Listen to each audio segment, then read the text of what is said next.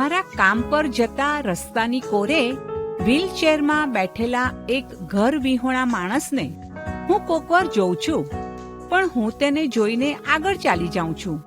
કદાચ હું તેને ગુડ મોર્નિંગ કહી શકું, પણ તમને કેમ છે તેવું પણ હું કહી શકતી નથી.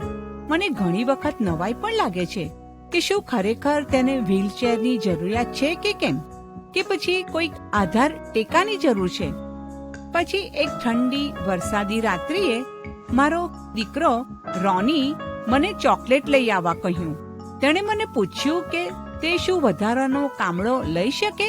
મેં કહ્યું હા, ચોક્કસ.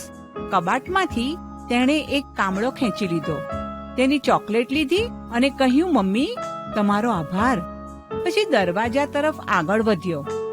બીજે દિવસે સવારે હું મારી નોકરી પર જવા શેરી મધ્યથી નીકળી. રસ્તાના ખૂણે ઘર વિહોણા પેલો માણસ ત્યાં બેઠો હતો, પણ હવે તો તેણે કામળો ઓઢેલો જોવા મળ્યો. અને એ કામળો તો આગલી રાત્રે મારા દીકરા રોનીએ મારી પાસેથી માંગી લીધેલ કામળા જેવો જ હતો. તેના શરીર પર ઓઢેલ આ કામળો રોની ગઈકાલે રાત્રે લઈ ગયો હતો. તે હતો તેની પાસેના રેતીના ઢગલા પર ચોકલેટનો પ્યાલો પવનને કારણે ગબડી રહ્યો હતો. મેં વિચાર્યું કે મારા બાળકો માટે હું કેવું કરું છું, અને તે જ સમયે ઈશ્વરના આ બાળકની જરૂરિયાતની અવગણના કરું છું.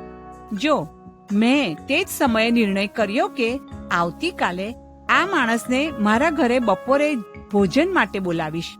પણ પછી બીજા દિવસે મેં જોયું તો રસ્તાનો એક ખૂણો ખાલી હતો. મારા દીકરાએ ખૂબ જ સાહજિકતાથી દયા દર્શાવવાનું જે સેવા કાર્ય કર્યું, તે તેવી જ કરુણા દર્શાવવાની તક મેં કેમ ગુમાવી દીધી.